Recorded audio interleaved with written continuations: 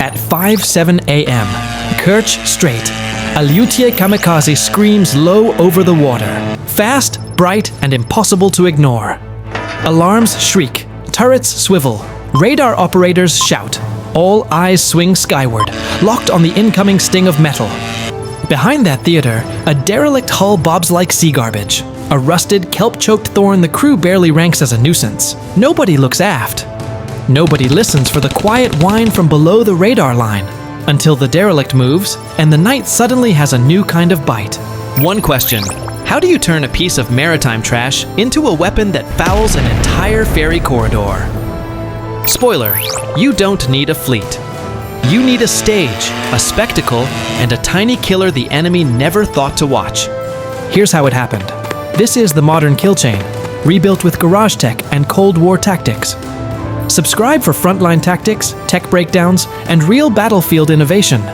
This isn't news, it's next-gen warfare, decoded.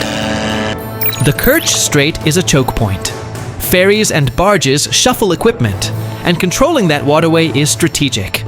Interrupt it, and you force reroutes, delays, and a logistic headache that ripples across an army. Russia relied on those ferries to shuffle supplies and vehicles across the strait. Protecting them were escorts, lookouts, and an assumption.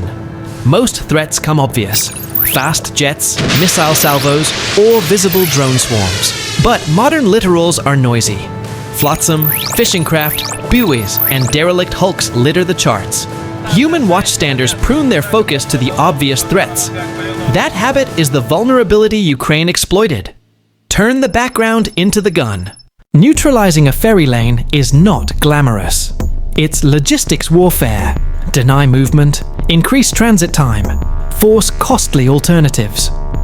For Ukraine, forcing Russia to reroute convoys around longer, exposed supply lines translates into fuel waste, convoy vulnerability, and operational delay. Exactly the pressure point needed. Wait till you see how a rotting hull becomes the stalking ground for a blade smaller than your hand. The tactical math favored defense. Escorts scan 360 degrees. CIWS and autocannons bracket likely approaches. Long-range coastal radars watch the horizon. Launch a cruise missile openly, and coastal radars scream. Dispatch a strike aircraft, and you risk escalation and losses to S-400 belts. So Ukraine faced constraints: minimal signature, plausible deniability, and the need to avoid lighting up their own positions. That closed a number of options. The only path left was asymmetric. Use small, expendable systems that look like background clutter, and that force the enemy to reveal focus. Make them choose. Draw their eyes to one place, then strike where they aren't looking. That's deception par excellence. Not brute force, but theater. This mission used 3 simple, cheap building blocks, turned lethal by doctrine. First, Liutyi and UJ-26 kamikaze drones. Loud, visible, and provocative. They act as the spectacle. Fast arcs, contrails, clear heat signatures. To a watchstander, that's the threat you must engage. Second, FPV microdrones. Tiny, agile, and deadly in the terminal dive. They are the knife, designed to hit soft points. An engine bay, a hydraulics box, a fuel line. By themselves, they're marginal. In the right geometry, they are decisive. Third, a derelict boat, the staging ground. Not a fishing skiff or patrol craft, but a salt-eaten hull that blends into the sea's background noise. Left unattended, it invites no response.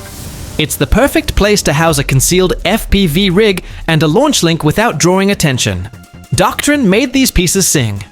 Ukraine split the kill chain. Liutyi, UJ-26 create the visible threat and force radar and gunners to pivot. The derelict boat, innocuous and overlooked, provides a launch posture for the FPV shots. And the microdrones, tiny and fast, exploit reflex arcs in the defenders' responses. Critically, all of this reduces signature on the Ukrainian side. No coastal radars to fire, no aircraft to scramble, no public launch points to trace. This is systems-level behavior, not a build manual. We're describing what and why, not how. The effect relies on tactics and timing, not complex manufacturing.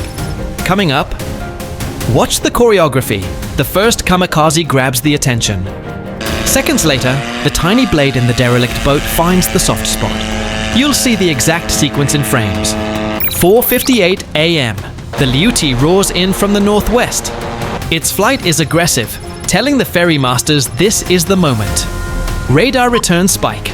Gunners track and plug tracer into the night. The Liutyi doesn't have to be accurate.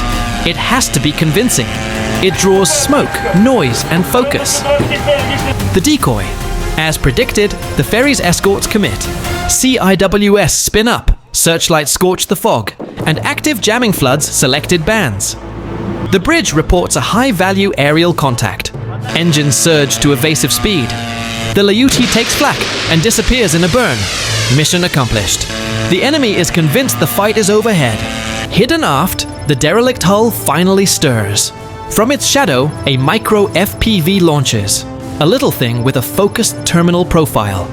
It darts low, hugging the ferry's wake, invisible to long-range search. In seconds, it strikes a stern-mounted auxiliary pump and then a service box adjacent to the steering gear. Sparks, smoke, hydraulics groan. The ferry loses maneuverability and is forced to stop mid-channel. Panic ripples across radios. Escorts point their guns at the sky, still looking for the phantom Liutyi, unable to counter the true threat at their stern. The choreography was precise, the effect immediate. No dramatic fleet clash, no high-altitude missile salvo, just theater, timing, and an exploit of attention. The physical damage was targeted and economical. Auxiliary pumps, critical steering hydraulics, and electrical junctions were rendered inoperable. The ferry could not maintain steerage. Authorities halted traffic. The direct repair bill was moderate relative to a warship, but the operational cost amplified. Convoys stalled, alternative longer routes were forced, and the pace of resupply slowed by days. Psychologically, the effect was larger. Crews who once trusted the strait now double-check every hulking silhouette. Commanders must now allocate escorts differently, slow transits, or invest in redundant systems, all of which bleed time and fuel. The derelict boat was cheap. The disruption was costly. This operation underscores a shift in literal warfare. Traditional metrics, tonnage, missile counts, fleet size, are being outmaneuvered by creative integration of inexpensive components. When background clutter becomes a vector, defenders face a hard choice: police every object in their waters, a costly and nearly impossible task, or accept ambiguity and risk. For Ukraine, tactics like this scale. They increase operational friction for the adversary with low expenditure. For NATO planners, it signals that defensive doctrine must evolve. Better sensor fusion, rules for benign object inspection, and a mindset that treats the mundane as potentially meaningful. For Russia, the calculus grows steeper.